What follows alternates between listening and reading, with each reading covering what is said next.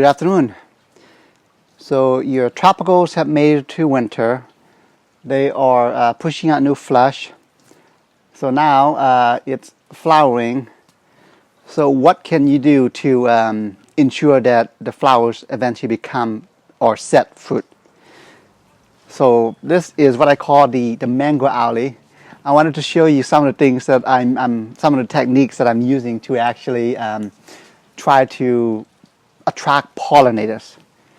If you come closer, the mangoes, for the most part, even though you might see some bee activity on them, a lot of the mangoes are actually pollinated by flies.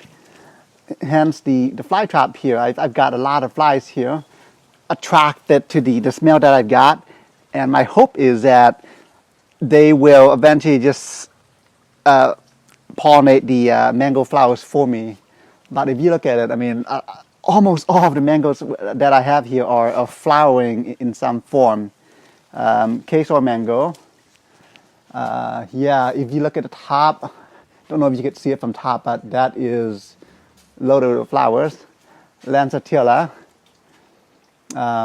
So, yeah, I mean, it is going to be a very good harvest. And just one thing too is the fly trap that I've got here. It's not a trap. I intentionally made holes in there so that way they can escape. I mean, I literally would not harm a fly, so why harm the insects that feed you?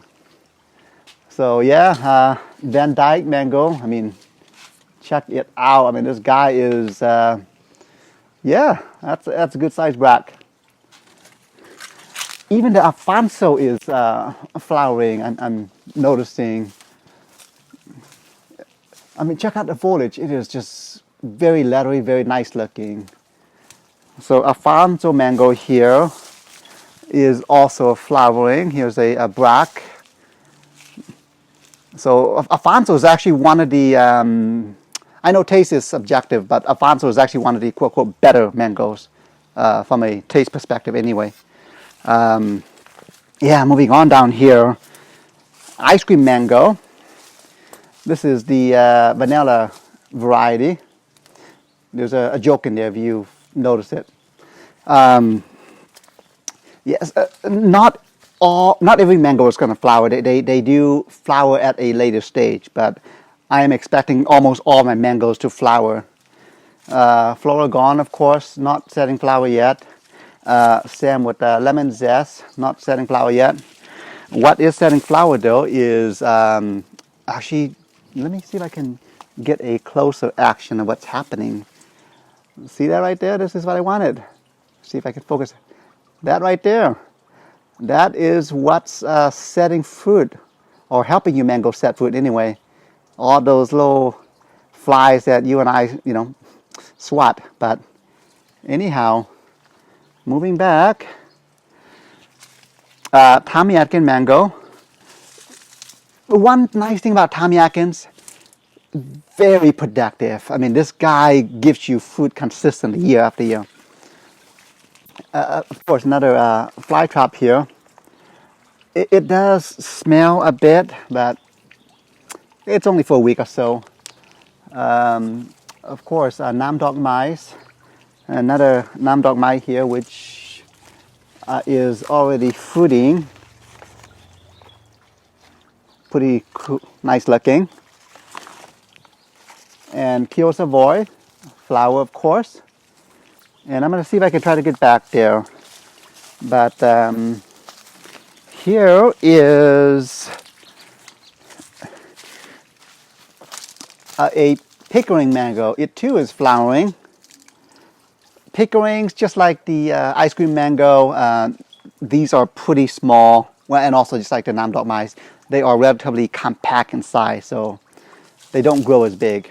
Right behind it is also another mango that is flowering. This is the Julie mango, also on the quote, quote, better tasting side of things. Wanted to show you what else is also flowering.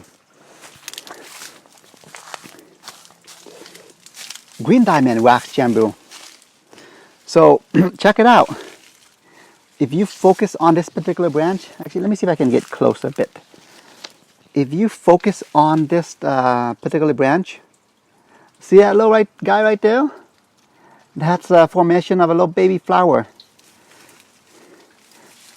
Wax jambu also is another tree that is very, very productive.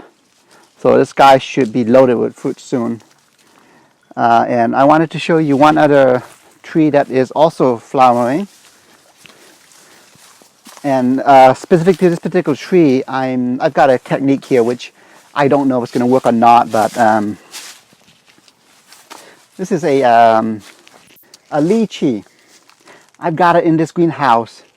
Notice the water trays here. Lychees, they need a particular level of humidity before the flower actually sets fruit. So hence the trays there that I'm trying to induce the humidity in there. So far I've got it up to maybe 30% or so. We'll see if it sets or not. But anyhow, and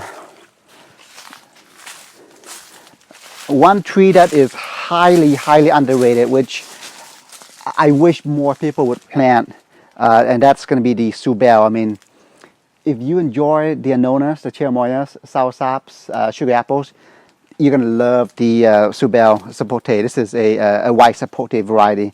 But yeah, also very productive. And of course, you can't forget the loquats here. So, wanted to also show you some of the anonas that are bouncing up, coming back to life, that is.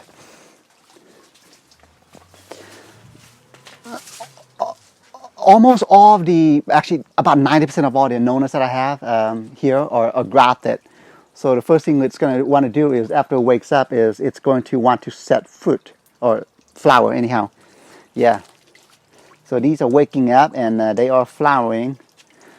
Of course, with anonas, you're going to want to hand pollinate it. But wanted to show you another tree that, in my opinion, is highly underrated, and that is the Kupalin cherry. If you think a moringa is fast growing, I mean, when I planted this guy in the ground, I want to say summer of last year, maybe fall of last year, it was at this height. And it is reaching the height of the jamun tree now. It's got a bunch of fruits there, slowly growing up. So anyhow, and just one more tree back here that I wanted to focus. Kahala longan. See these guys right here? These are flower panicles. Longans, I find that they can skip a year. It's not consistent. For example, this guy fruited the previous year, but skipped last year. So they seem to alternate, but that's not a big deal. Yeah, this is a kahala. But yeah, the flowers, the fragrance on these, when it hits maybe May or towards June, it is very, very fragrant. So I'll take you to the front where I've got a few more trees I want to show you. Strawberry guava. This guy is also very, very productive. Fruits every year. But I want to show you the main focus though. Check it out. This is the Corriente mango. Being that this is in the front, I'm not gonna put anything that smells and therefore attracts the insects. But I have a feeling this guy's gonna do great here. More longans, another kahala, flowering of course. Notice the leaves. I mean, I wanted to point it out. All the leaves, the ones that are kind of burnt looking, this is all from last year. It does take these guys about a year or so to get acclimated to or climate. and the new leaves when it comes out is burnt free, and it just looks really nice. So that's what you're seeing here. This is this eventually will be kind of sad looking, but then the new growth will come out, and the new growth just looks a lot nicer. So anyhow, and also one of my favorites, Sugar King Jujube.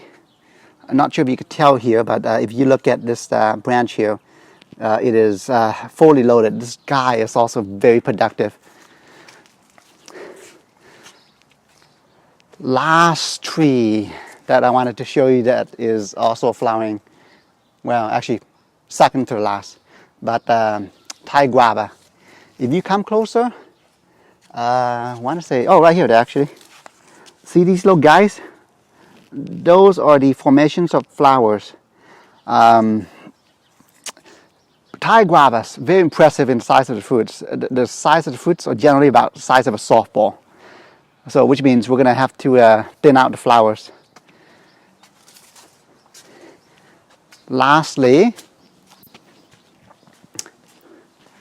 can't forget the starfruits, pushing out, sucking the spring crop. So, yeah, starfruit, another tree that is very, very productive. Yeah, this guy is also pushing out new growth in addition to flowers. So, very impressed with these guys here. I mean, check it out. It's just, yeah, a starfruit is also another tree that, you know, in my opinion, anyone really should have in the Central Valley. It really does well in the Central Valley. So anyhow, what can you do in addition to attracting pollinators and also ensuring humidity? You want to water it consistently now at this point when it's setting flowers, because what happens is the second that the tree feels that it is not getting enough hydration, the first thing that it's going to do is it's going to drop off its fruits, and that's something you don't want. So just make sure that you water consistently. I mean, hit it up with water, not to the point of drowning, but just ensure that the topsoil is nice and moist. So anyhow, all right, have a good afternoon.